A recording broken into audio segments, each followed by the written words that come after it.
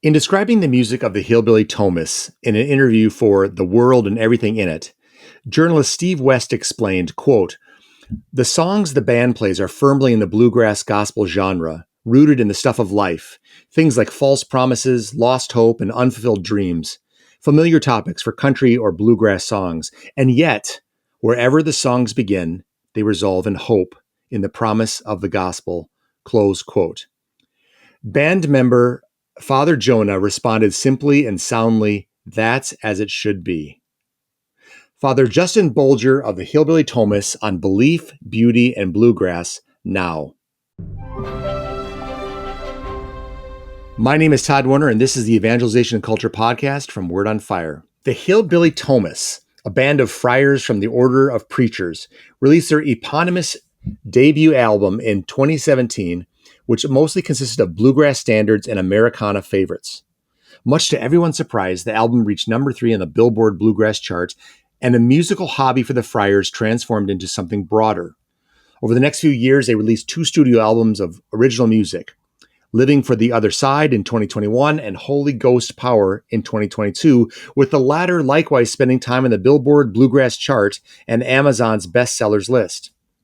In the wake of the release of Holy Ghost Power, the Friars embarked on the Old Highway Tour in the summer of 2022, taking them through 8 cities from New York City to Cleveland, Ohio, including a stop in Nashville to perform at the Grand Ole Opry House.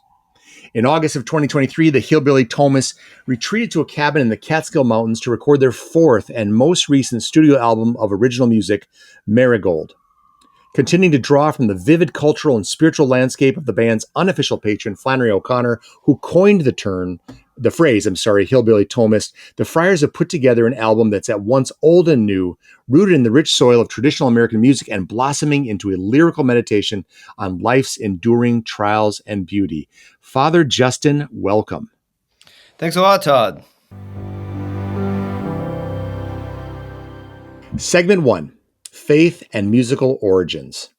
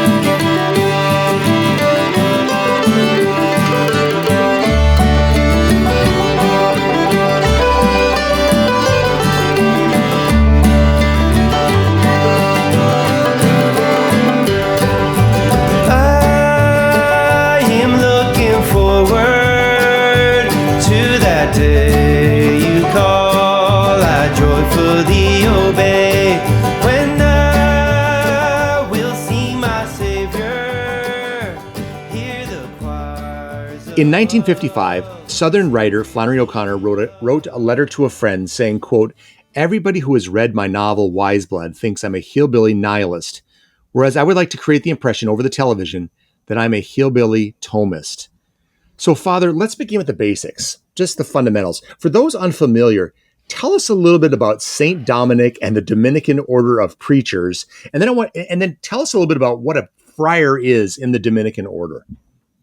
Sure thing. So St. Dominic was a priest originally from northern Spain, Calruega, in the Burgos area of Spain.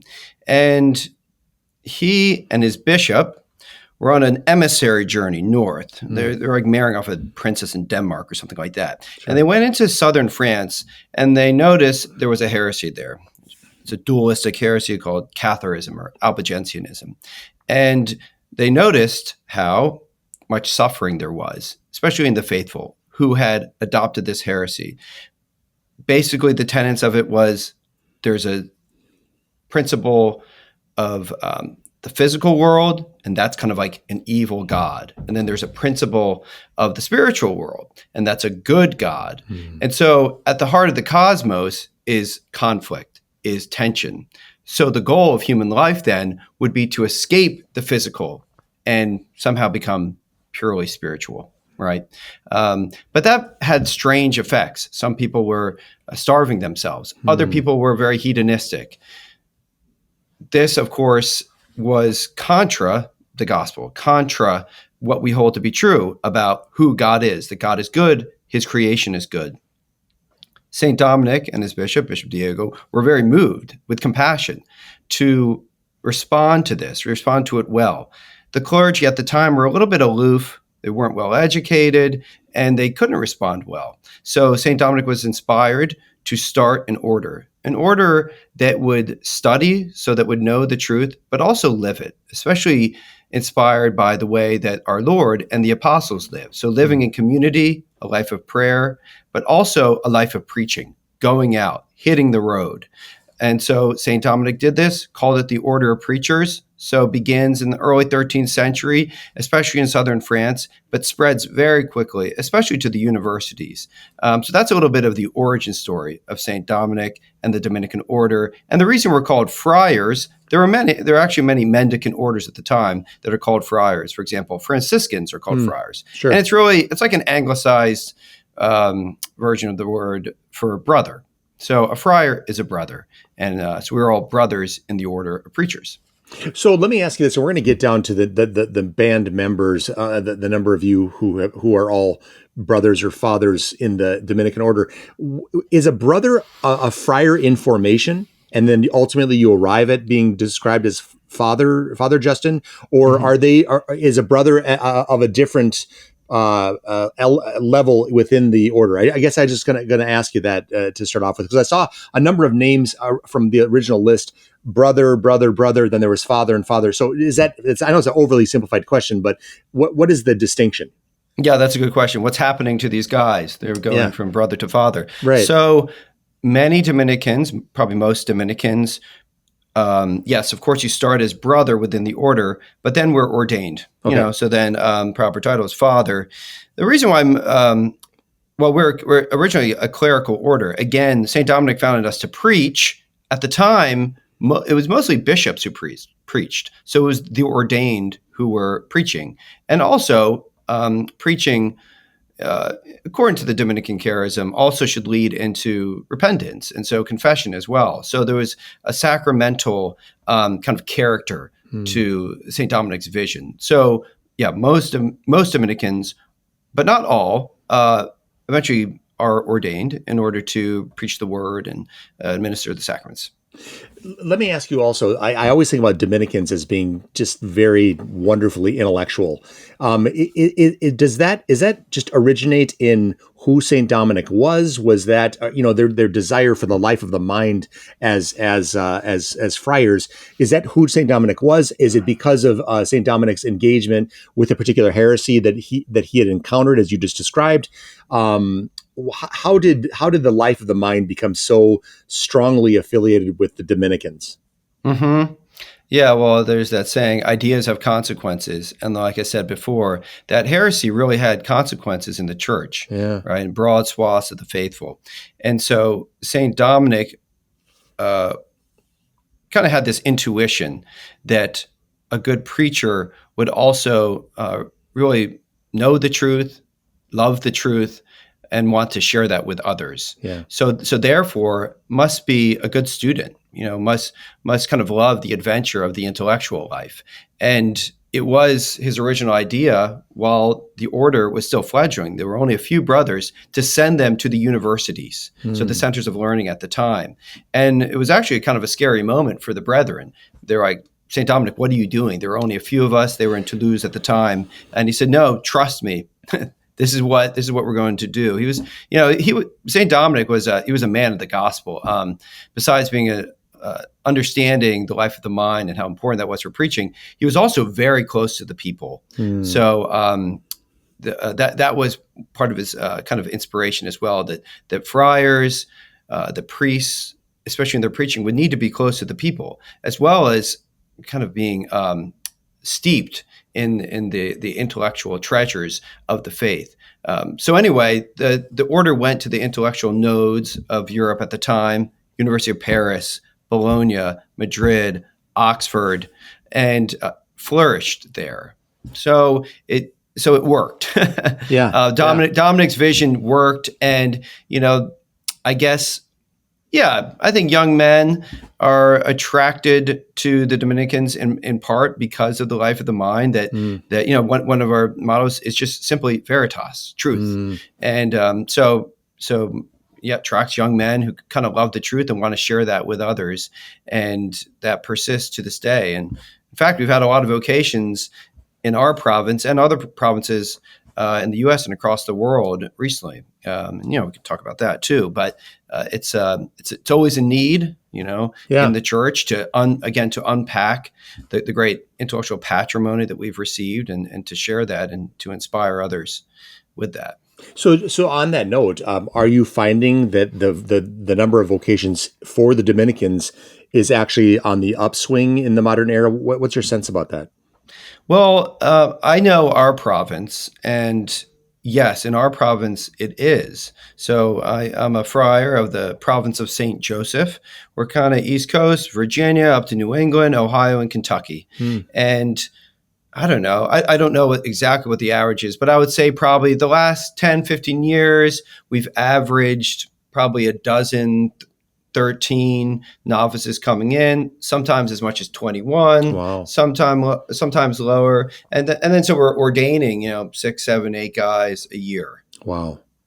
How long is the formation? And I promise we are going to move into your music. I promise that. But this is, I think the backstory of you all as Dominicans is fascinating and inspiring. How long is the ordination process from novice to ordination, so to speak?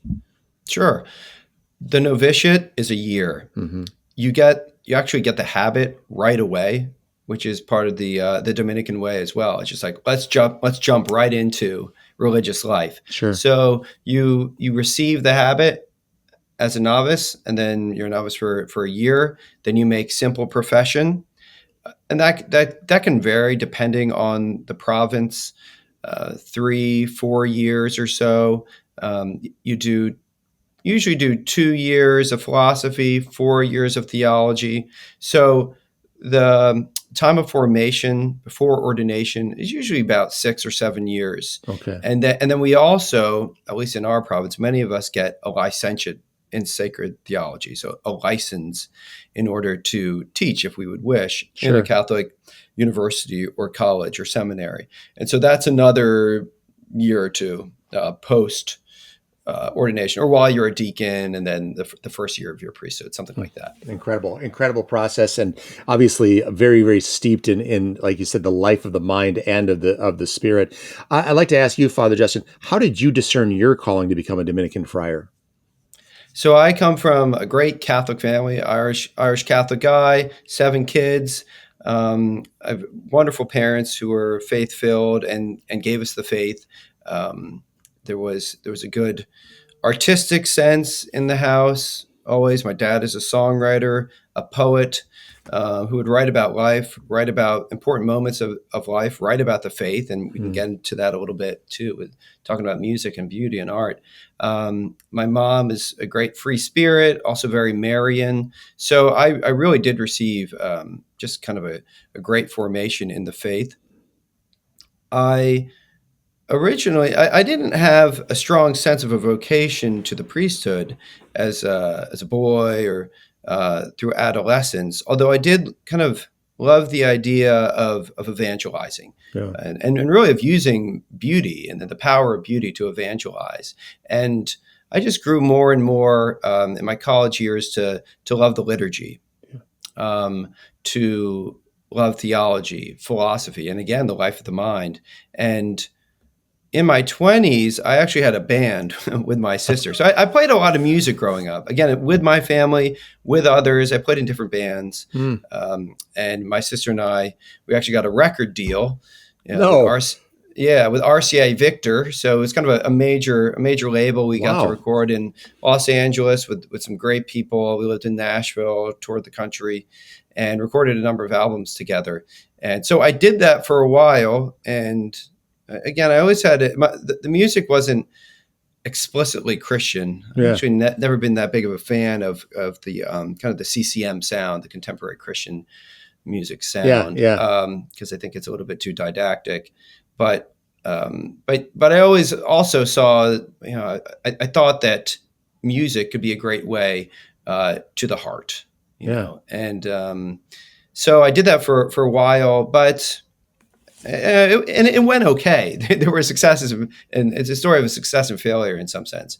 And I felt like I wanted to do something more. And there was also this kind of concomitant sense that I had that maybe I was called to the priesthood. My oldest brother, is a priest for the Archdiocese of Baltimore. Okay. And and I knew diocesan priests growing up, and I didn't feel so much called to that. But as I got to know some religious orders, Franciscans and then Dominicans, that's where it kind of clicked, because I loved the sense of community that I saw, the love of the Lord, the love of the Eucharist. Yeah. That was something I wanted a vocation weekend at our House of Studies in Washington, D.C. And I was very impressed by of these brilliant men who had given their life, especially to love the Lord in the Eucharist and to serve him there.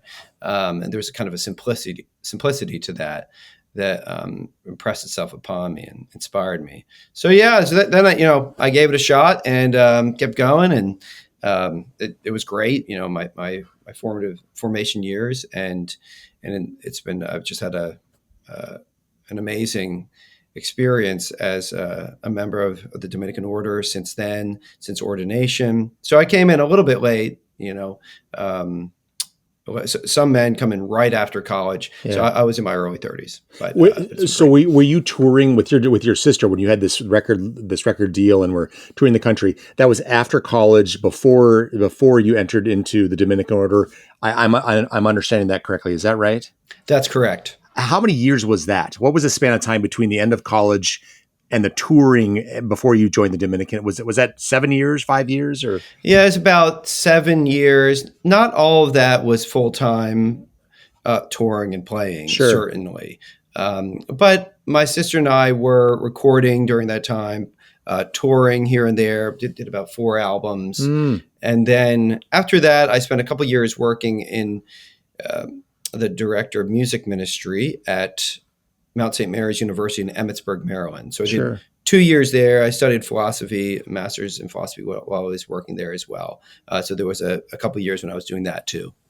Was the music you performed with your sister, was it bluegrass, did you say, or was it the contemporary Christian, as you were kind of? I think it was not contemporary Christian. That's right. Yes, it wasn't. Said, no, that's not my bag. Yeah, that's right. That's not. I'm not that into it. Although my sister and I would also contribute music to like Catholic conferences or something like that if needed. So I certainly did do that. But as far as the music I wrote and enjoyed playing with my sister, it was just folk, rock, pop. Yeah. Kind of like maybe like an updated, Fleetwood Mac meets the Carpenters or something like that. Yeah. So with all this musical background that you had, going into the Dominican order, was your sense that you're going to be, other than the liturgical singing and just maybe jamming for fun, were you thinking you were kind of closing the chapter on your musical life outside of worship, or was there a seed sort of planted in your mind that somehow, in some way, in some form, the music could develop into something like what you're involved with right now? I would say the latter. I had a hunch that God would use my gifts somehow, but I had no idea what that would look like. Yeah. So here's kind of how it went. Again, I said, okay, I do want to pursue the priesthood and religious life, which I did. And I still kept on writing a little bit, not much. When before I entered the order, writing was kind of a job, so I would sit down and bang out lyrics. Melodies and kind of arrangements have always sort of come naturally to me, and they still do. Just kind of walking around, I'll start singing a melody, or if I'm driving, something like that. But I would write more music and songs before I entered the order. So I was still doing that a little bit, and then maybe it was a year or two into my time as a Dominican, we started to record our scola and create produce albums as fundraisers for the Dominican House of Studies because it's it's expensive to send 50 guys, room and board, through with healthcare through an education. Yeah. So it's just a fundraiser and a way for us to practice mendicancy. We can go to a parish, be like, here's an album. You may enjoy it, but it's also kind of like an occasion for folks to give. So we recorded 4 albums of chant, hymnody, polyphony. So kind of the sacred music patrimony, right? And those were well received and continue to be, I think. And we were also at the same time saying, well, this is going well, but we're getting a little bit bored with our Scola music. Of course, some brethren will say, what do you mean? How could you ever get bored of that? This is the music of the spheres after all. So that'll come back. But anyway, no, but we were. And no, I said, and others, let's try something new. A number of us would just play informally, jam on Irish tunes, jam on folk music, play at parties, after an ordination, after profession. So we already had something going. It was probably in the 2010s. Maybe 8, 9, 10 of us would sit around and jam with folk instruments. Some played banjo, mandolin, fiddle, acoustic, percussion. So it's just kind of something that we did for fun. So we had the idea, let's just make an album of this stuff. And so we did. We recorded it at our first album at the House of Studies in Washington, D.C. I engineered that again because I had that experience from working in studios before. I could put together an album and basically edit the tracks. And then I don't mix. I send mixing off to a professional. But we did that.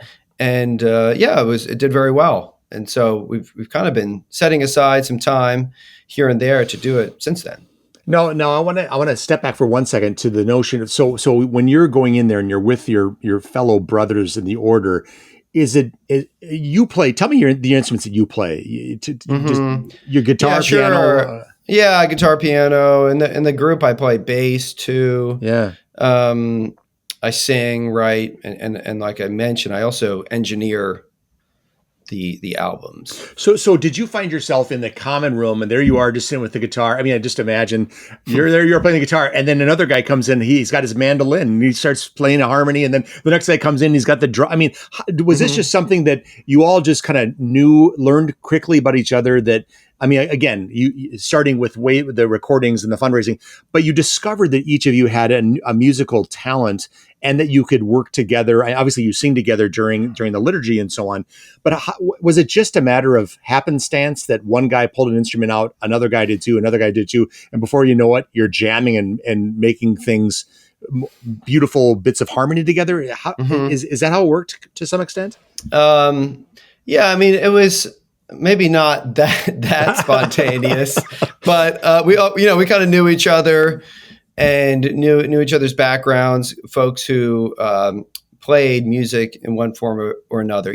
Some guys in the order are strictly organ or voice, or I don't know, harpsichord. Well, I don't think there are any harpsichord players. Sure. But there were a number of us who played some of those instruments. Like I play a little bit of organ at our to accompany our divine office.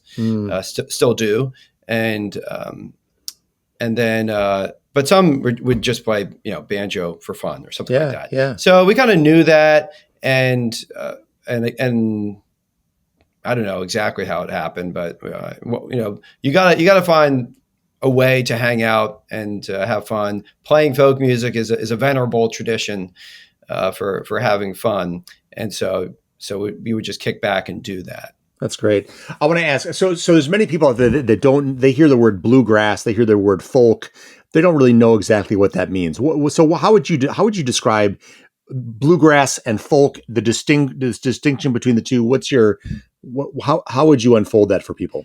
Okay, yeah, that's a good question. So I would say folk is more like a genus. That's a more general term for a traditional kind of music that probably has its origins in the British Isles. So English and Celtic people that brought it over to the States, and it's associated with acoustic instruments, acoustic guitar, fiddle, mandolin, that kind of thing, with storytelling, but also with the gospel, right? So there were sort of there's and this is coming from the Protestant tradition, especially, but there's this hymnody tradition, right?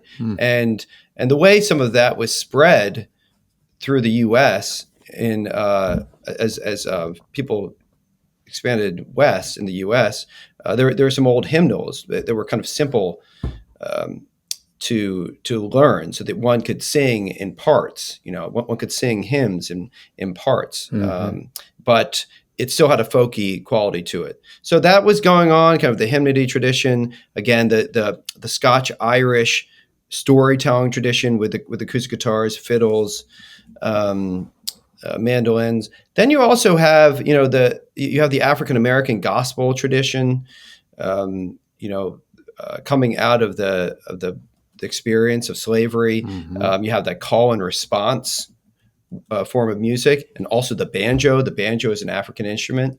So a lot of this combines in the U.S. to create a kind of American folk music. In the 19th century, early 20th century, it sounds kind of bluegrassy, but I've heard it called old time music. Okay. Bluegrass, it really is kind of comes into form more in the middle of the 20th century, like with the Monroe Brothers and others like that, where they started playing very, very quickly. So they started playing the old time music with these instruments, like a mandolin, like a banjo, but started playing it more quickly. And so some of the lyrical content is the same: storytelling, ballads of the road, and also the gospel. But then it's brought into this kind of refined style, and that's sort of what bluegrass is. So, and there are other kind of related genres, but I guess that's one way to think about it. So if someone was to say to you, "So, Father, how would you pin a label on your music? What would be the best word to describe it?" Maybe Americana, because we're not that great bluegrass players. Again, the great bluegrass players can play lightning fast. And a few of our members are good, but we're also, myself included, I'm just kind of more of like a hack. And so I like playing all kinds of genres, but I'm not really good at any of them.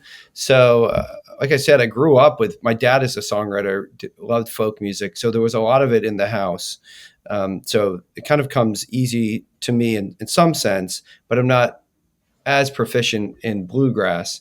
So Americana is also a name for the genre of kind of roots music. Yes. Right. So it includes country, folk, bluegrass, gospel, even rock and roll. Okay. Rockabilly even. Gotcha.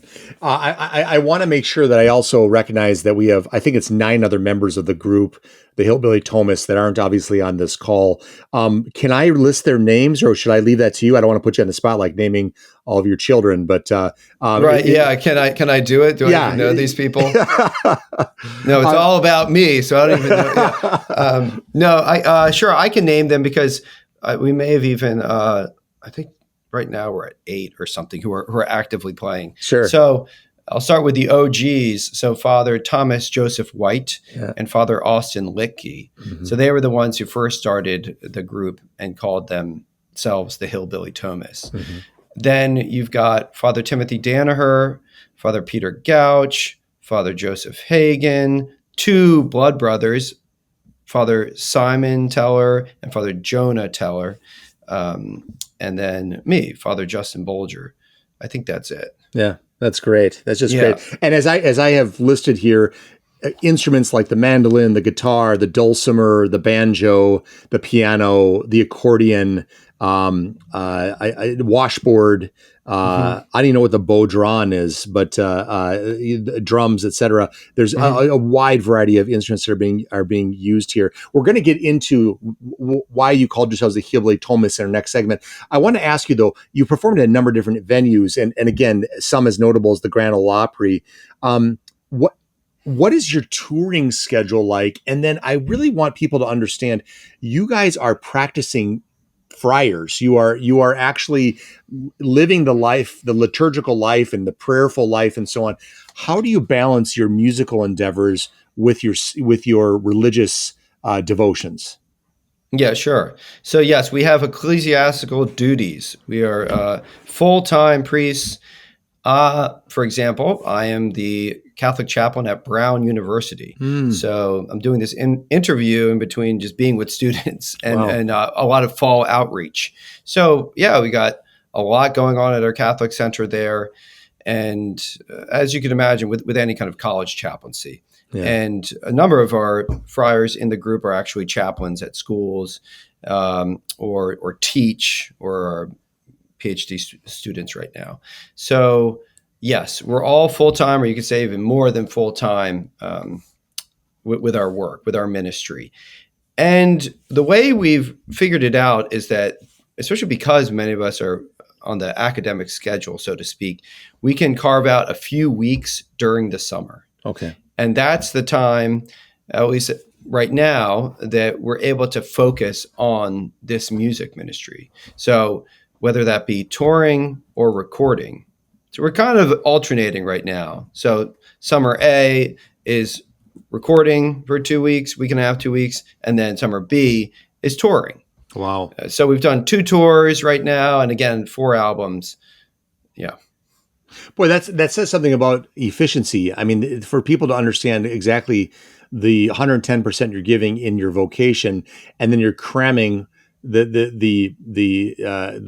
intellectual or the creative process of writing songs, putting the songs together, recording the songs, and touring in the course of a Mhm. month over the summer. I mean, that's pretty impressive what you guys are able to achieve in that month. It talks about the efficiency of the Dominican. So Yeah. congratulations on that. Thanks. And actually, it's just a 2 weeks. So, for Yeah. example, we'll do like this past summer we did 2.5 weeks of touring, Wow. and then next summer we'll do 2 weeks of recording. Now, that being said, we will take shows here and there, or interviews like this. We're also, since we're creative people and we like recording, we like doing this, we'll work on tunes during the year. And we'll, record it on an iPhone memo, right? And share that with one another. Say, hey, what do you think about this song? So that once we get into the recording session, we've heard it. And but it is pretty efficient. Our recording session, we get our full liturgical prayer schedule in, and also we just get down to recording. We'll probably spend 3 hours on a song, and by the end, we've recorded the bones of it, most of it.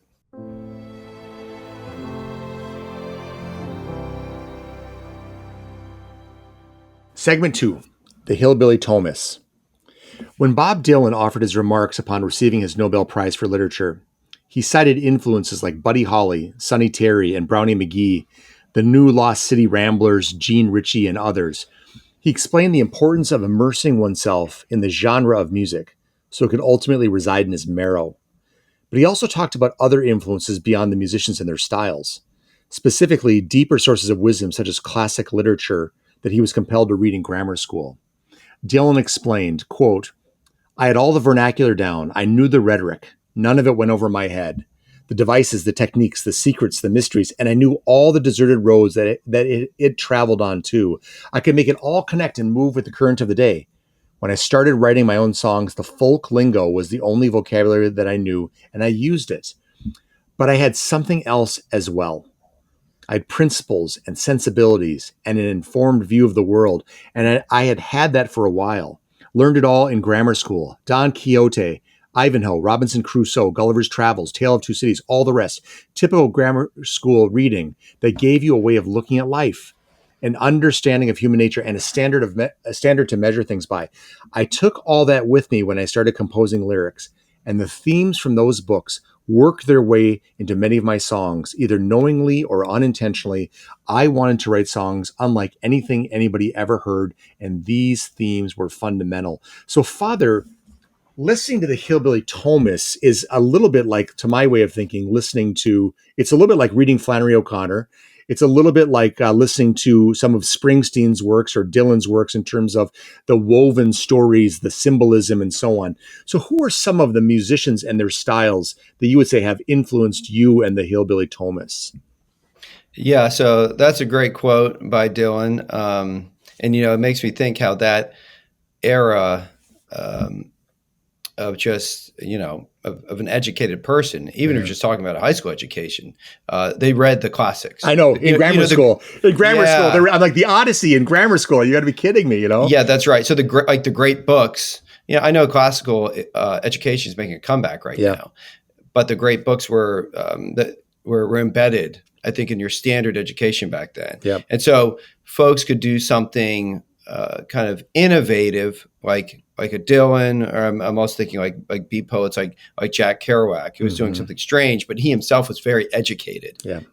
And so anyway, I was just thinking about that. So yeah, you bring out a couple influences right away. Flannery O'Connor, of course. We take our name from a quote of hers, which we can get into. Yep. There, Dylan, yes. I cut my teeth on what's called the alternative country scene in the 90s with bands like Wilco, Sun Volt, the Jayhawks, Whiskey Town, stuff like this, which was again, you could put it in the Americana genre.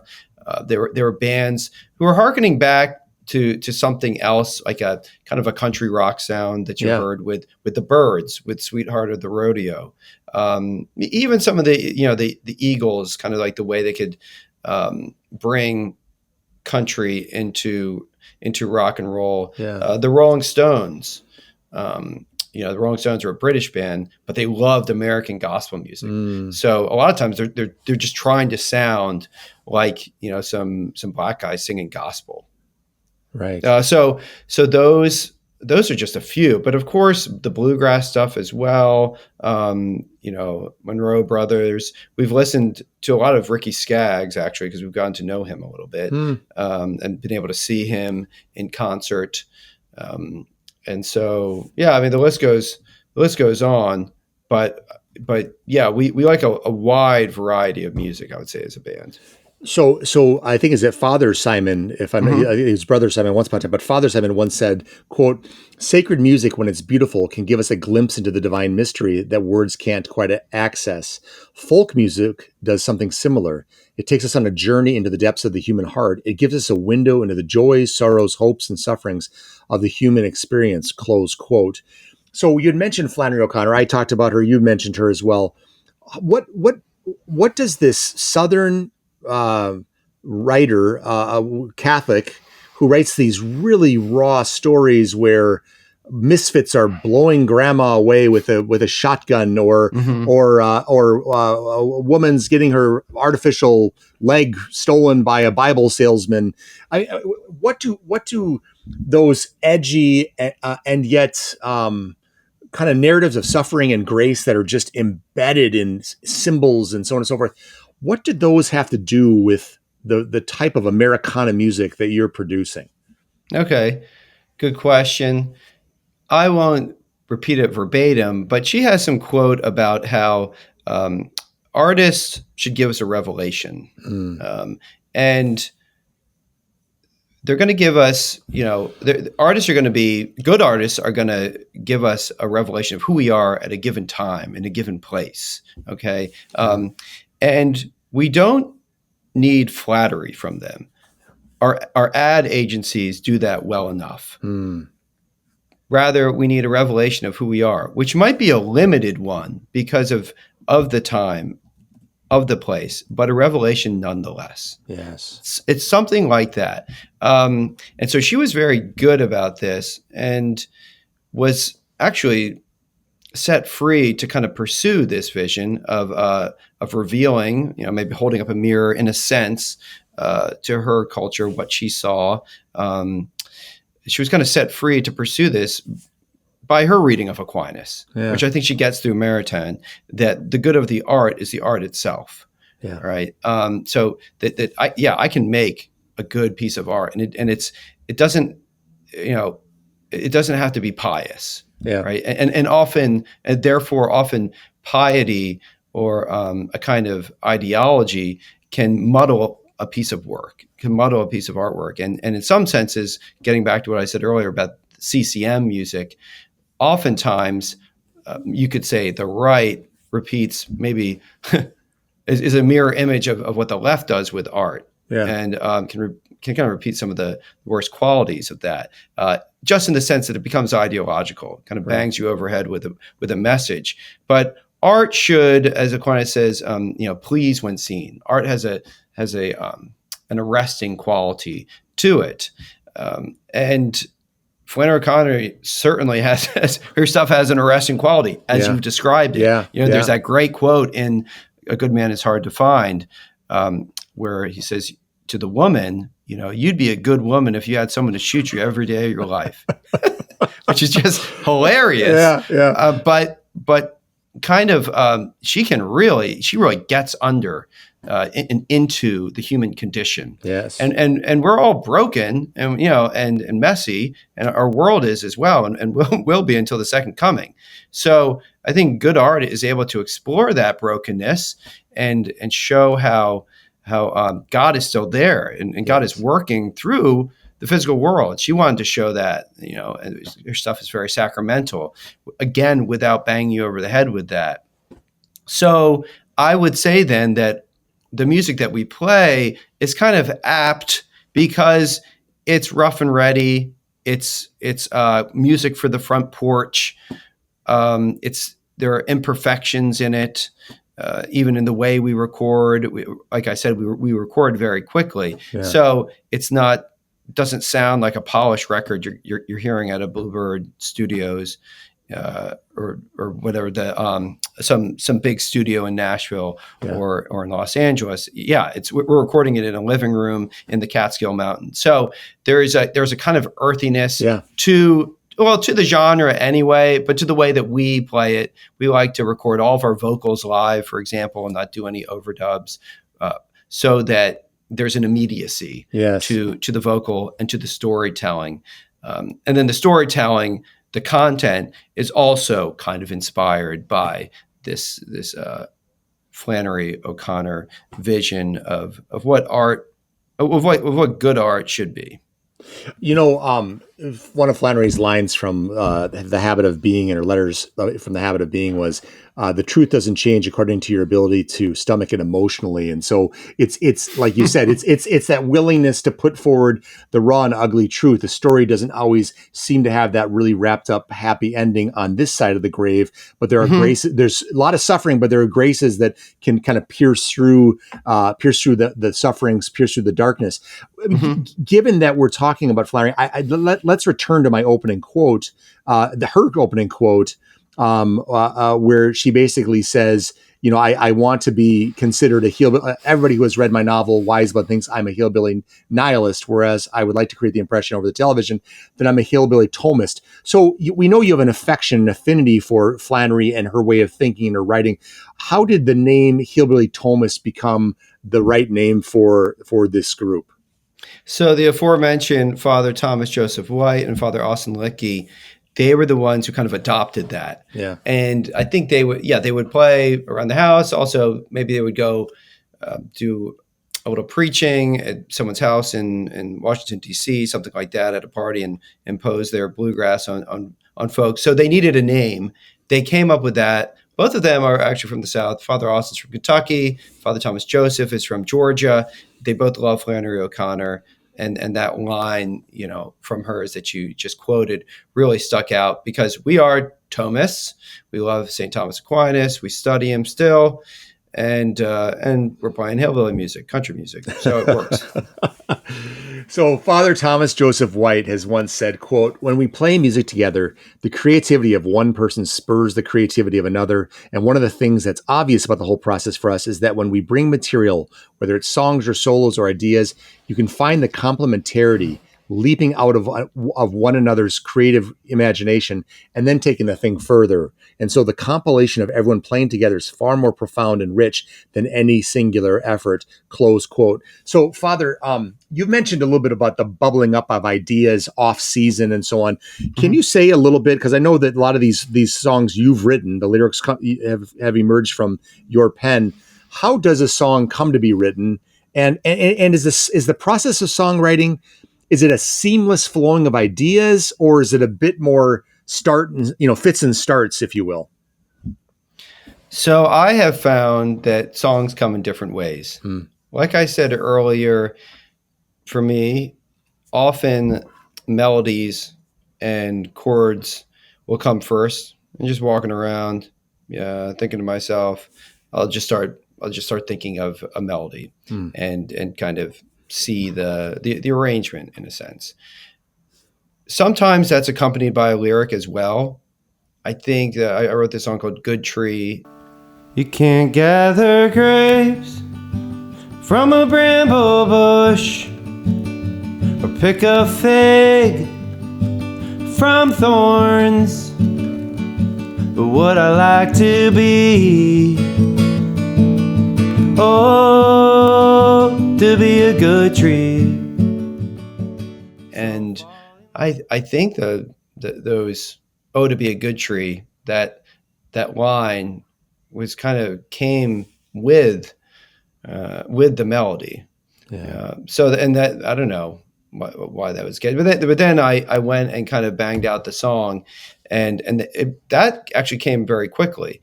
I was thinking about some images from scripture, and then I just kind of put it together quickly. Same thing with there's a song I wrote called Jericho Blues. Well, I'm short, my Lord, short in all kinds of ways. Well, I'm short, my Lord, short on stature, short on faith. But I hear you make the difference of you can make it up all the way. I thought of this line, I'm short, my Lord, short in stature, short in faith. So I was like, oh, this is like Zacchaeus, Yes. who's a short guy. So I thought that'd be funny. And then Jericho, I said, where he's from. I said, well, that's a kind of a rich symbol in scripture, that city. So Jericho Blues, that one came quick because it was a blues song too. Blues are 1-4-5. So you don't really have to worry much about the chord structure or, the arrangement. But there are other songs that have taken me, years to write. Yeah. And this one song I wrote, Lead Me by the Hand. Nightfall this way comes. I am tired and far from home, and I don't know how this goes. I only know how it seems. Seems like a perfect night. If only I had a light within and without, all around. Master, I want to see. So won't you lead me by the hand when I'm blind? I came up with the chorus quickly, but it was, the verses just took a while. And if that happens, a lot of times I'll just put the song on a back burner, and because I don't necessarily want to force it. Like I mentioned earlier, when I was writing music every day, I would kind of I'd have to write quickly and work quickly.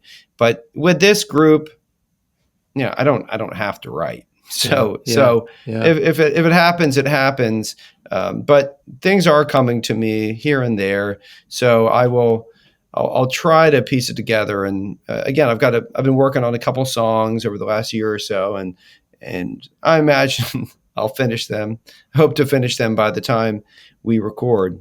So yeah, that's a beginning of sort of describing the process. How much does prayer, just kind of that line to God, how much does that figure into the inspiration of the lyrics? Mm-hmm. It definitely figures in. You had that quote from Dylan and his influences. So we're reading the Psalms every day, in the liturgy of the hours, and other scripture as well, and in our other studies. So the words of scripture have, kind of really sink in after a while. Yeah. And so. And again, I brought up the Psalms because in the Psalms, there's complaint, there's rejoicing. It's the Psalms are very earthy, and we pray them every day, and we sing them as well. We chant the Psalms. So yeah, I would say prayer definitely figures in, but as well as storytelling too. Yeah, yeah.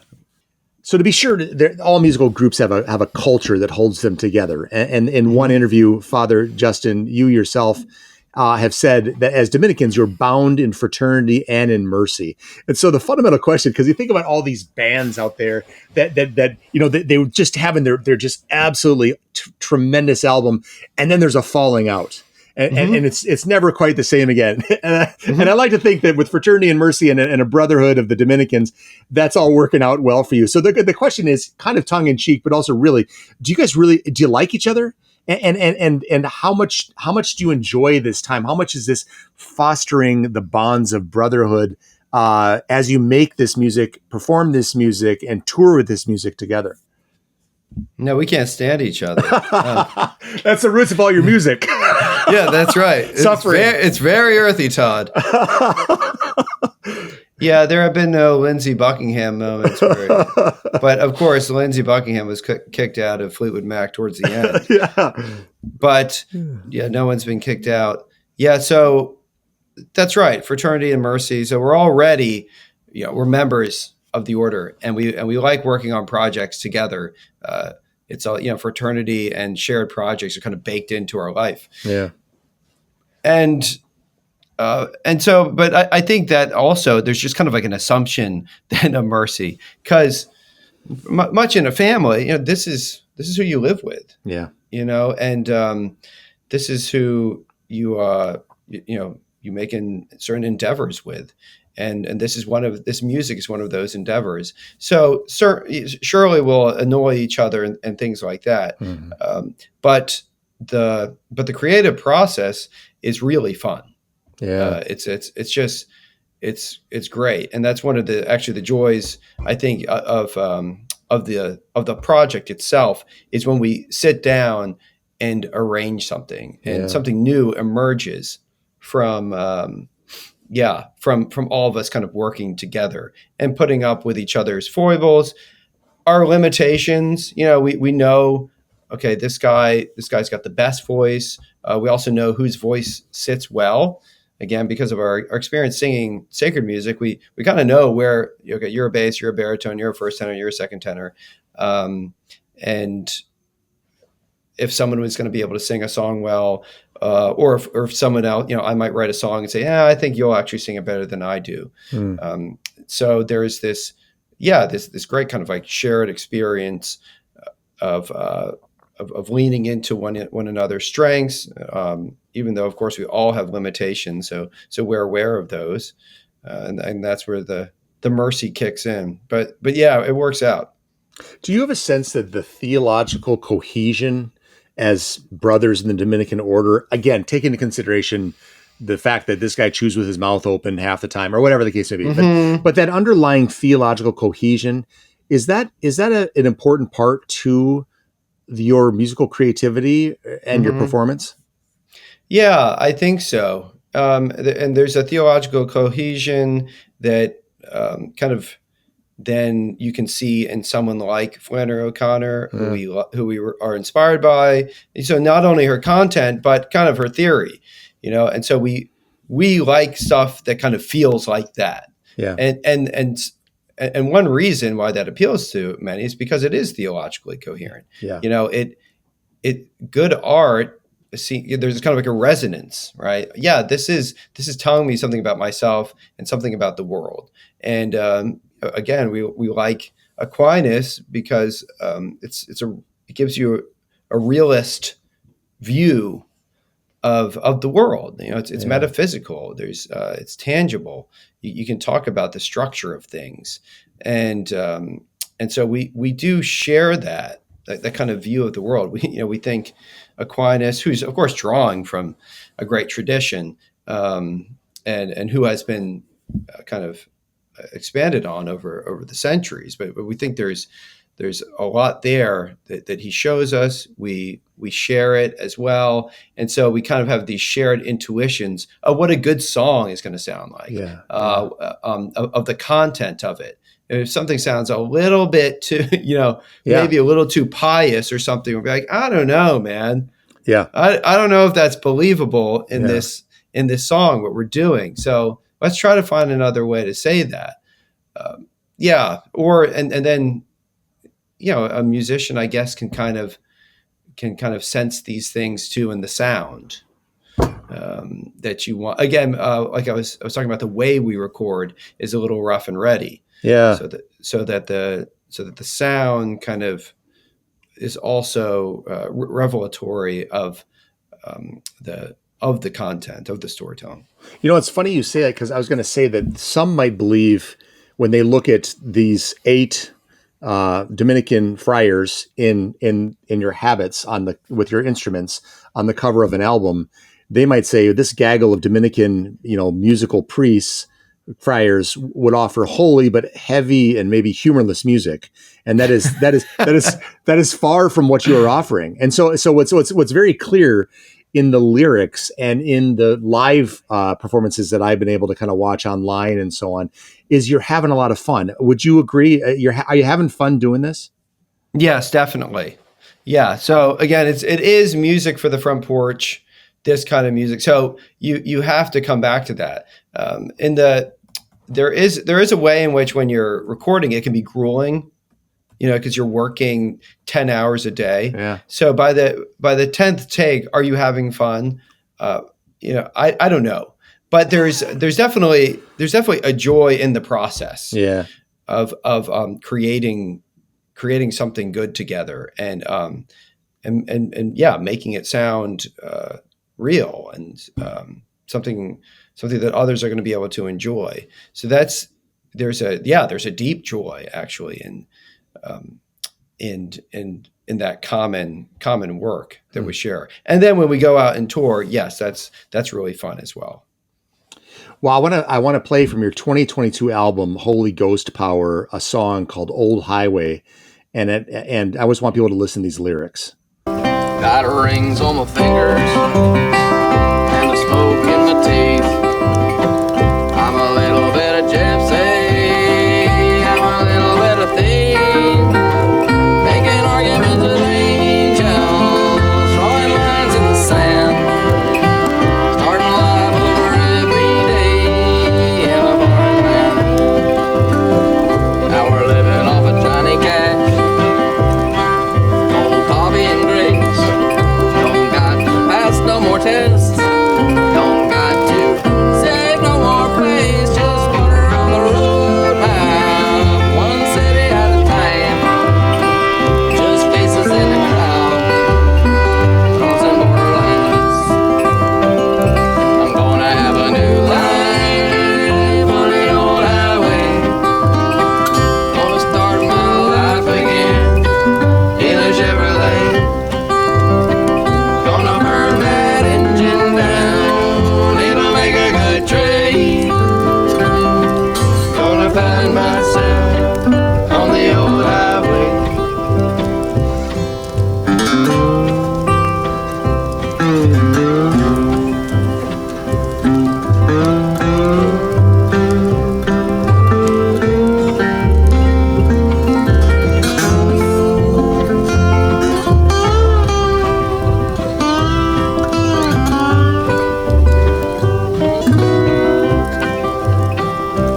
Human eyes don't see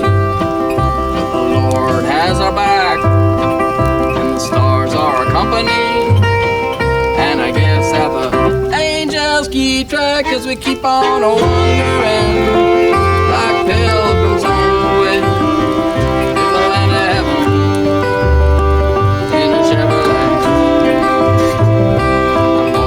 Chevrolet. So, Father, can you unpack that for us? So this has been described as like a Catholic Willie Nelson song by somebody.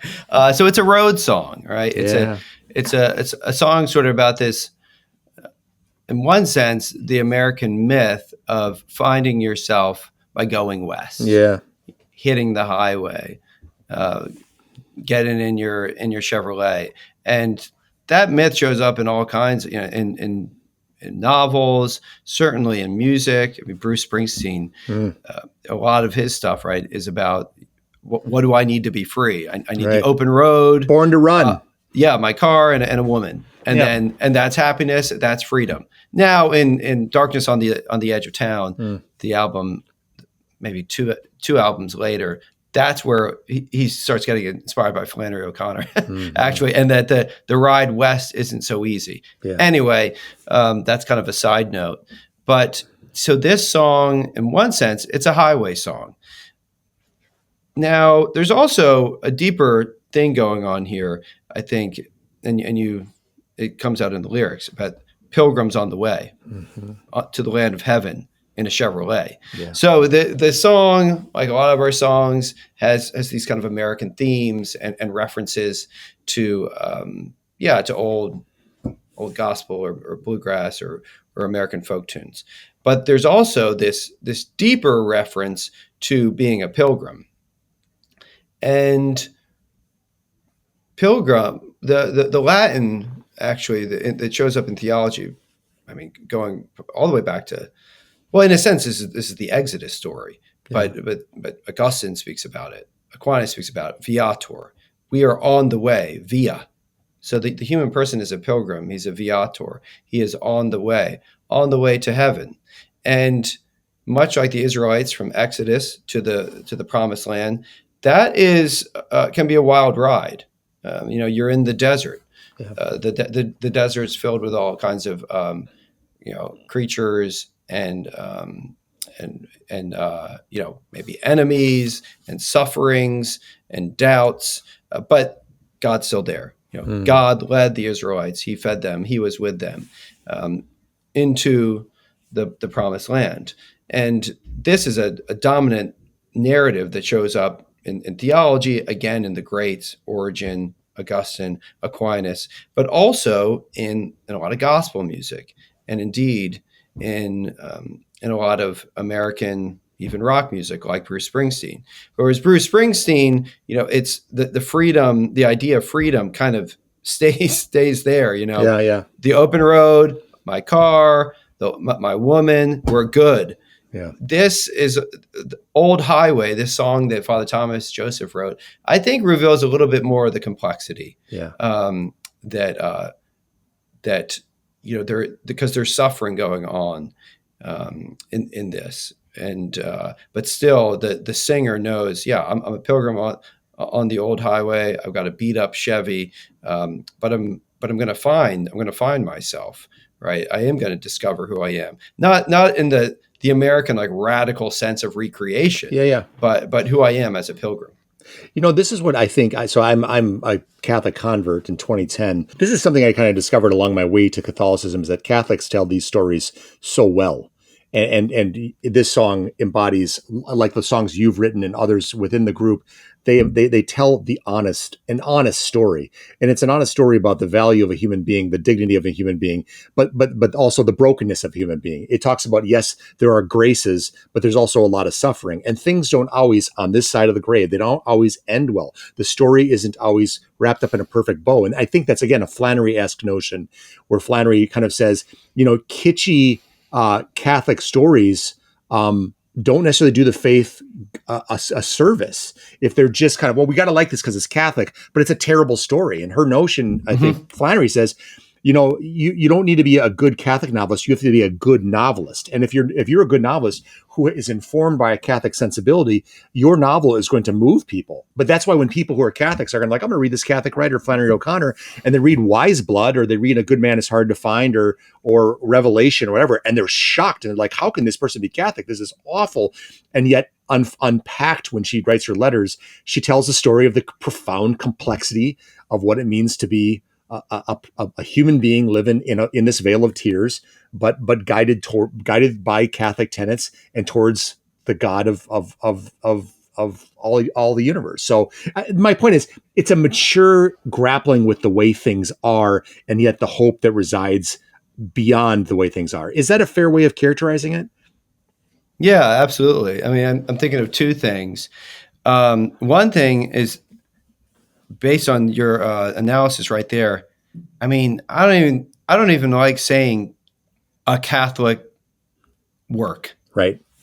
Because I like to think of either good or bad. Yeah. Like this art is good or it's bad. Right. And if it's good, well, it's going to kind of resonate with Catholic sensibilities about the way the world is and who God is. Right. And if it's bad, it's gonna come across as false, or I'm being manipulated, or banged over the head with something, as I've said earlier. So I think that's much more helpful and probably more be again, it kind of something that sort of set Flannery O'Connor free, that idea. And then also, as you mentioned, I think a good story and maybe a good work is it's gonna show us the way life is, and therefore, not all things are figured out this side of the grave, yes, or are solved. That does not mean that God is not with us. Yes. No, in fact, he's deeply present to us. But there's that line in Old Highway, cold coffee and grace, which is great. We were thinking of calling the album that, Cold Coffee and Grace, but someone said that sounds like a Catholic mom blog or something like that. So, hey, there might be a contingent out there that will like that. Yeah, that's right. No, I mean, and maybe that was a bit harsh, but anyway, it's a cool line though, and that song too, Father Thomas Joseph combines a little bit of gypsy, a little bit thief, a little bit of angel, a little bit of dust. I don't know if that's in there too. I feel like that's something he would say. But so that yes, that life is a vale of tears, as we pray in the Salve. But we the pillar of fire guides us, right? We are fed. We are fed with manna from heaven.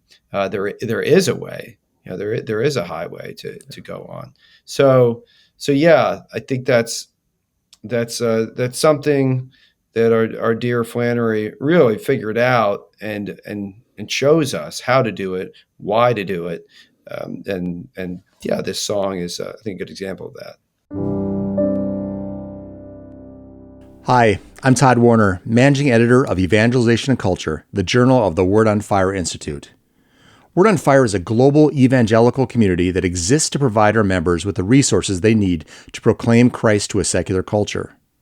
Our award-winning quarterly journal, Evangelization Culture, is offered exclusively to Word on Fire Institute members. It's a tangible representation of our mission and goal to lead with beauty in order to bring others to the knowledge of truth. Inside each issue, you'll find writing from premier scholars and inspiring pieces on literature, culture, and daily life from fellow missionaries on the journey to know and serve Christ. Get a copy of the current issue of the Evangelization Culture Journal for free by visiting wordonfire.org/journal. Thank you, and join us in bringing Christ to a hungry culture.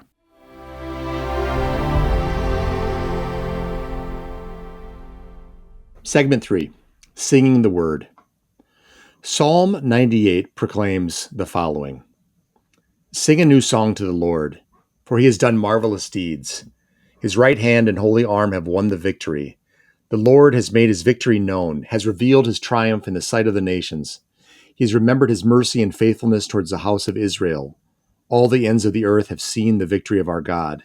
Shout with joy to the Lord, all the earth. Break into song, sing praise. Sing praise to the Lord with the lyre and the melodious song, with trumpets and the sound of the horn. Shout with joy to the King, the Lord. Let the sea and what fills it resound the world and those who dwell there. Let the rivers clap their hands, the mountains shout with them for joy before the Lord who comes to govern the earth, to govern the world with justice and the peoples with fairness. Now, Father, coming out of that, I wanted to now move into playing the namesake of your most recent album, the song Marigold. So so from the second verse, let's play this.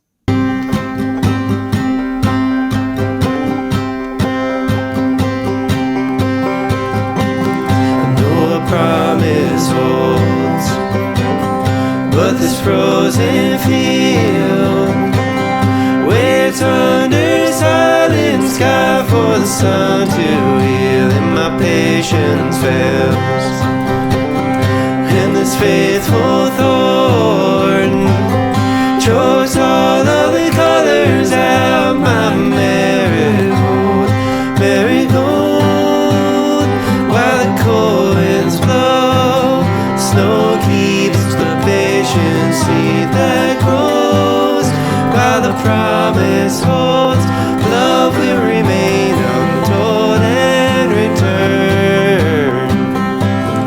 Marigold. When will it ever get here? When will I be whole?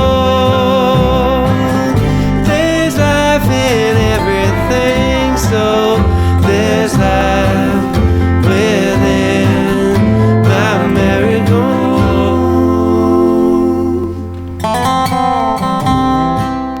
So, Father, again, this is your work, your lyrics with the Hillbilly Thomists. Tell us about the lyrics of Marigold. So a little background to this song. I wanted to write a song to Our Lady. Because, well, that sounds like a good idea, but also there wasn't a lot in this genre, right? There's not a lot of gospel or folk or bluegrass, or I mean, not a lot. I don't know of any really of songs, old American songs to Our Lady. Again, because a lot of this music comes more from the Protestant tradition than the Catholic one, but we can appropriate it well, because a lot of it is gospel-based. However, Mary doesn't appear much. So I thought, I want to write a song about Mary, but I don't want it to be cheesy. So let's see what happens. My sister at one point, who I used to play music with, Maggie, said, you should write a song called Marigold, because the marigold is a flower associated with the Blessed Virgin. It's got like Mary's gold, like her dowry, something like that. Sure. So I said, oh yeah, that's a beautiful flower. It's a beautiful name. It sounds nice when you sing it. Yeah. So sure, I'll give that a shot. And I think it first came up with the chorus. Yeah, marigold as the cold winds blow. Oh, that sounds kind of cool. And then I just kind of completed that line. The snow keeps the patient seed that grows, while promise holds, love will remain, I'm told, and return, marigold. So yeah, a flower, especially a perennial, returns. And even when we don't feel it, we can't see it, love remains, love is growing. So that's a kind of a simple idea that kind of the agricultural world gives us. So I just kind of put that into verse, into music, but then the verse, I really went to the beginning is kind of about sort of these themes of the natural world, and it goes into the chorus. But then the second verse is kind of about pain, and it's about patience. So that's really what the kernel of the song is. It's like a song about patience, especially amidst the cold, times of suffering. Praying. So it's in a sense a prayer to Our Lady to be patient as she was. Okay. So the faithful thorn chokes all the colors out of my marigold. Sometimes it seems like the thorns of life are more faithful than God is. It can seem like that, right? There's a fidelity to pain that we wish would go away. So, but then the chorus returns, and then the bridge as well. That there's life in everything. I know there's life in everything. So there is life within, and yeah. So that's again sort of the main gist of the song. And one interesting thing about this tune as well, this was not intended, but folks have written us who have actually had miscarriages. And this song has meant a lot to them in that suffering. Wow. So that was not something I was thinking about. Yes. But we've received emails about this, and I'm like, wow, that's it's just powerful to hear, and kind of an example of how the Lord is used, and maybe Our Lady, this music to help a few people. Extraordinary. Father, your albums, they offer a mix of classic standards like Amazing Grace, Just a Closer Walk with Thee, or Leaning on the Everlasting Arms, but also creative originals, Holy Ghost Power, Veronica, Floodwaters, the others we've explored in our conversation. What virtues have you found in offering your rendition of another's work as opposed to presenting a work that is wholly your own? I don't know. I've found that there's an ease in singing another's work. There's you're part of a chain. You're part of a tradition of a song. Good songs have like good bones and can be sung in many different ways.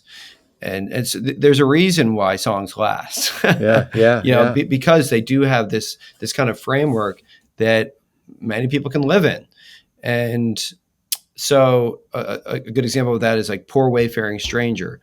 I think the first time I heard that was Johnny Cash's rendition. But then I started listening to others. There's a Jack White version of it. And it's a very old song. Many people have sung it.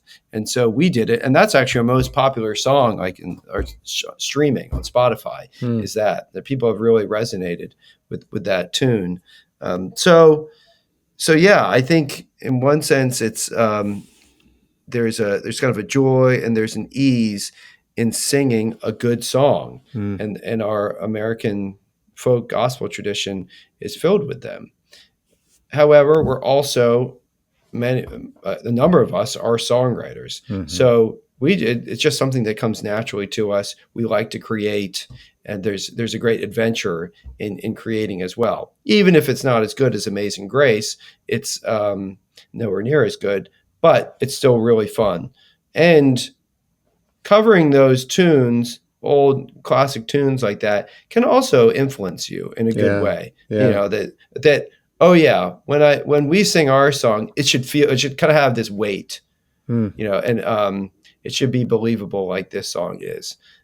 And so that's it kind of provides you like a criterion or kind of like a check for what you're doing. It's like, we're singing these classic tunes that are beautiful and they feel real. So let's make sure when we're singing our songs, at least there's a kind of weight to them as well, even if they don't totally match up.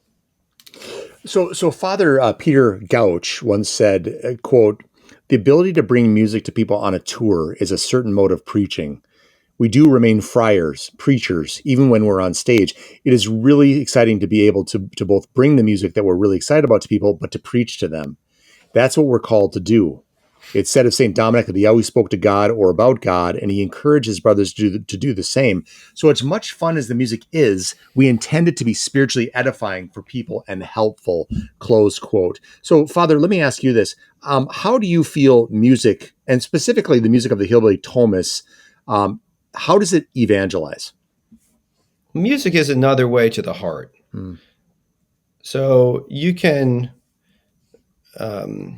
be sort of motivated to love or to feel or to see deeply in different ways. There are different kinds of experiences of beauty or of even recognizing the truth.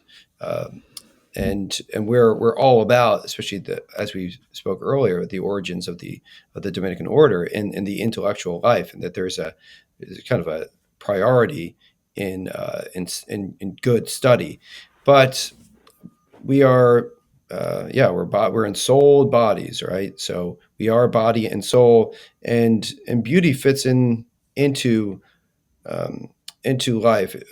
It's an important part of life, that having experiences of beauty, because the goal of life is ultimately, it's not to do, it's not to create, but it's really to behold. We are destined to behold God, right, face to face, and that's what heaven is. And this is actually if we think it's just us kind of like sitting around beholding, like we behold, a Instagram doom scroll, that's not what's going on. But because we have a paucity of experiences of contemplation and of kind of feeling and seeing deeply. But experiences of beauty are experiences for their own sake, right? And this is what true recreation, true leisure is about, and that's why we encourage true leisure. There's that famous Joseph Pieper piece, leisure the basis of culture, because we're especially the moderns and Americans, we're very utilitarian. We like to do, we like to produce, and there is something satisfying in that. I don't want to undermine that, but the deepest experiences and the experiences that point us to where we're headed are ones of contemplation. And so I think music it's just a good, it's one of the art forms, one of the ways of life where we can have those moments, when you combine good melody and chord structure and voices with good lyrics that try to kind of unpack something about life and something about our suffering and experience. That can be an arresting moment. Yes. Right. Yes. A moment where you see something a little bit deeper. So that's maybe a long way of replying to this, how music and the way we do it can also be preaching, and why we do it. That's well said. Well said. Earlier, I asked you about how the theological cohesion of the Dominicans that you sing with and yourself, how that contributes or helps your work, your music as a Hillbilly Thomist. My kind of corollary question to that is, would the music of the Hillbilly Thomists be possible without the faith that undergirds it? I don't know. I mean, probably not, just on a practical level. Like I was talking about the way we record. Yeah. It's just, we get up each day, pray morning prayer, mass, record, midday prayer, record, evening prayer, a meal together, spending time together. So even the whole process is kind of imbued, surrounded, fed by faith. So just kind of on a practical level. It's just, that's kind of the structure of it, the orarium of it. And then, I think, I mean, certainly there are many great artists who play bluegrass better than we do, and have more or less strong faith. Yeah. And so I don't want to discount what they do, because it's important to go back to an earlier point that the good of the art is the art itself. It's the work. Yeah. And you can make good art and not be necessarily a good person. Yeah. Morally speaking, right? You can be more of a vicious person, but make good music, make good art. I think our churches are filled with examples of this, actually. If you want to go back to some of the classic works from the Renaissance, or I'm sure many architects and things like that. So that's why it is important to make this distinction and not to denigrate a work of art just because the artist might not have faith or might not or might be vicious to some degree. However, I do think it's an aid. And because it gives you, going back to this idea of a theological cohesion that we sort of accept in a free way as members of the group. We're not like, it's not like, okay, you must sign a covenant. Do you believe in Thomistic metaphysics before you record this album? If not, you're in the outer darkness. I thought that was part of the contract. What? That's right. What? So it's natural, but we do share it, and like I said, it gives us kind of intuitions into what the stuff should sound like and feel like, that maybe makes it easier and a little bit more expedient to record, because again, we don't have a whole lot of time to do this. We jump into it, and because we're kind of on the same wavelength theologically, that probably helps the process.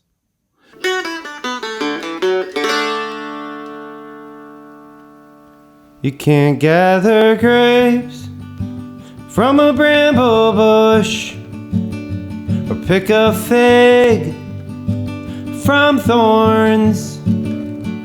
But what I like to be,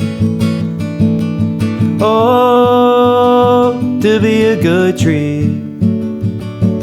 Some fall in the rocks on the beaten path, some sink into rich soil. From a tiny seed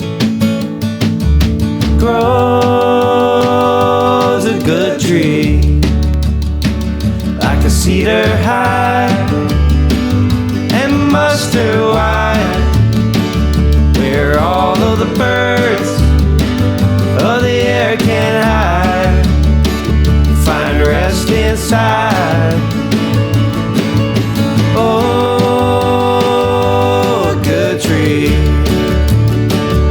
The beetle bites, the black rat strikes, the weevil eats from the inside. Have your enemies. If you're a good tree.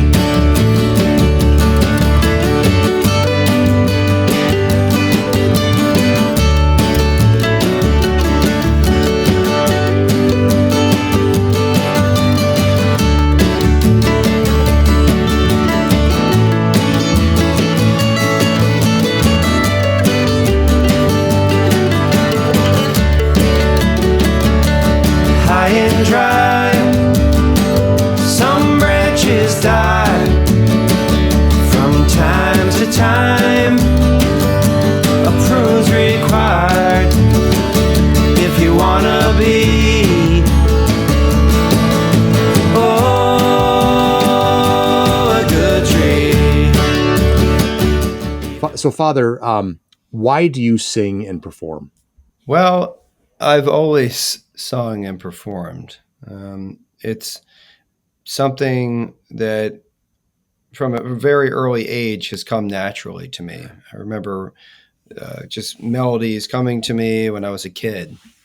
And so to some extent, it's just kind of a gift, I think, and which I'm very thankful for. Some people say, I don't like musicals. No one ever just kind of breaks into song, and I don't know about that. Yeah. I think musicals actually do reveal something about life, is that we do have soundtracks. When we're walking along, we hum to ourselves. There are songs that we love, songs that inform our life, and so I've always loved music. So I'm typically walking around humming a song. And so it's something I've continued. And then you might be like, okay, well, why are you continuing it as a Dominican friar? Well, I don't know. I guess God has opened doors. It would be strange for me to just stop. But then he's opened these doors for this group of Dominican friars kind of share the same loves, to play together, and maybe it's because, well, one effect of this music is it has actually given a lot of people a bit of a soundtrack to life. Yeah. Lots of Catholic families will write us and or come to a show. Both the kids and the parents enjoy it, and maybe for different reasons.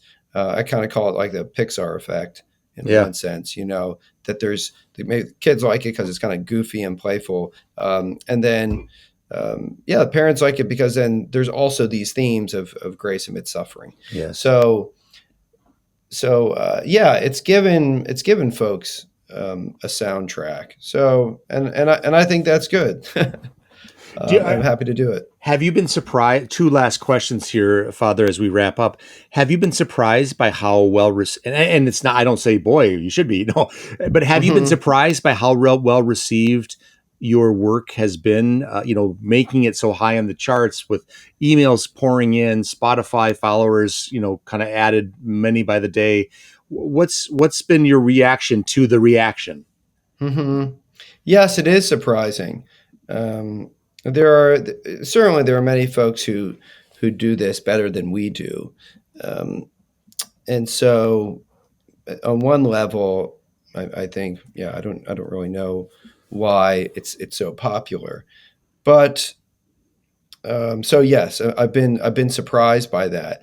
But there's also kind of, getting back to maybe another kind of thread of this conversation, I think there's a paucity of music that's has these themes about grace and suffering and kind of this American storytelling tradition in our world right now. Yeah. There's a lot of ideology going on all over the place. Yeah. And art really sucks when it's ideological, and or also when it's just shallow. Yeah. There's a lot of music being produced that's kind of fun. It's like bubblegum, like it's pop, but it doesn't go much deeper than that. Yeah. And so, and some of our stuff is just kind of fun.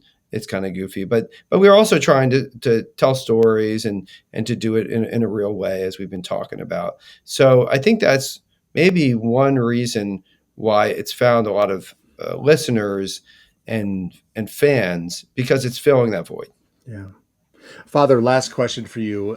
If there's one message, and it's hard to boil it down, I know, but if you'd like people to walk away from listening to a particular song of the Hillbilly Thomists or going to one of your concerts, is there any one message that you are hoping that kind of covers the landscape of your listeners? And if so, what would that be? Mm-hmm. So there's a song that we finish our shows with called Just As I Am. It's a poem by Charlotte Elliott. She was a Victorian Christian British lady writing in the late 19th century, I believe. And she had this experience of kind of disillusion and doubt about herself and about God and God's love for her. And she wrote this beautiful poem called Just As I Am, which has been set to music. I came across that in a hymnal, in an old hymnal, and I really loved the words. And the message of the song is that God loves me just as I am.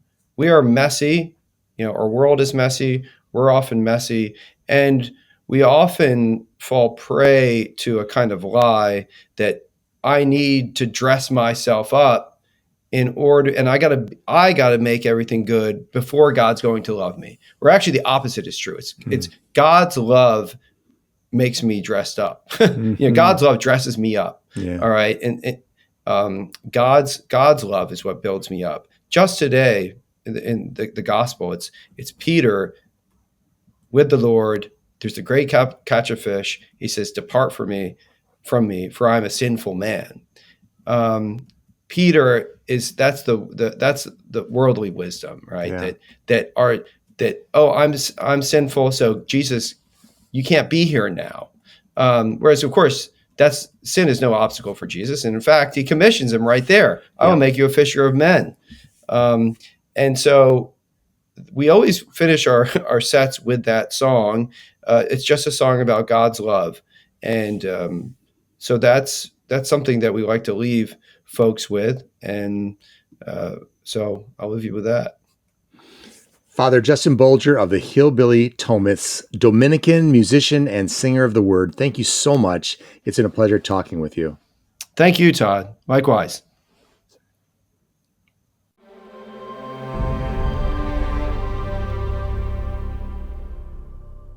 So I've been thinking, it's hard not to look at a gaggle of Dominican priests and brothers swallowed up in their white tunics and capuses, donning their scapulars and rosaries, and think you're going to get anything but stone serious yet sublime sacred music.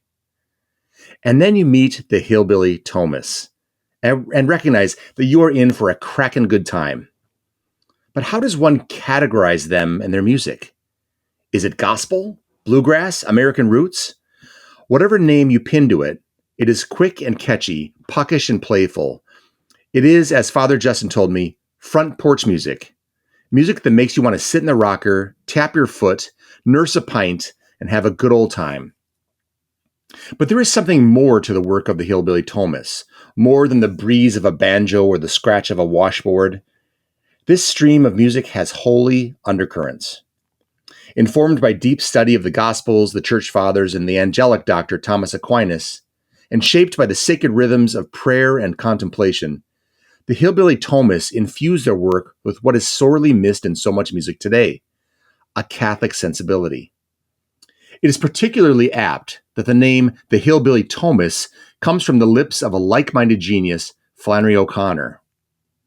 In a letter written to Ronnie Macaulay and captured in The Habit of Being, a book of Flannery's collected letters, O'Connor writes, quote, "Everybody who has read my novel Wiseblood thinks I'm a hillbilly nihilist, whereas I would like to create the impression over the television that I'm a hillbilly Thomist," close quote. She is concerned less with her hillbilly style than she is with the roots of her message. Simply put, there's a narrative of meaning, specifically a gritty Catholic narrative, underlying the misery and meanness in her books. Likewise, for the Hillbilly Thomists, beneath the beat and the twang, the strum and the thump of their music, there is a God of justice and a God of mercy, a God who loves and haunts our every move and motive. As I reflect on my conversation with Father Justin, I can't help but smile. These accomplished holy men are darned good at what they do, musically and otherwise. But they serve as vessels of the message and not originators of it, and they know it. Now that's enough talking. Let's you and I go out to the front porch, sit in that rocker, nurse a pint, and have a good old time. The Hillbilly Thomists are waiting for us. And one last thing. Today, go to Spotify or Apple Music or whatever your vendor is and listen to the Hillbilly Thomists, especially their latest album, Marigold. Shut your eyes, listen to this distinct instruments and the seamless harmony, and smile. Good music with simple, but at times grand narratives is meant to creep into your marrow and stick with you. For music that both enlivens and haunts you, you could do worse than to start and end with the Hillbilly Thomists. Thank you once again for joining me on the Evangelization Culture Podcast. I'm Todd Warner, and until we meet again, keep bringing Christ to a hungry culture.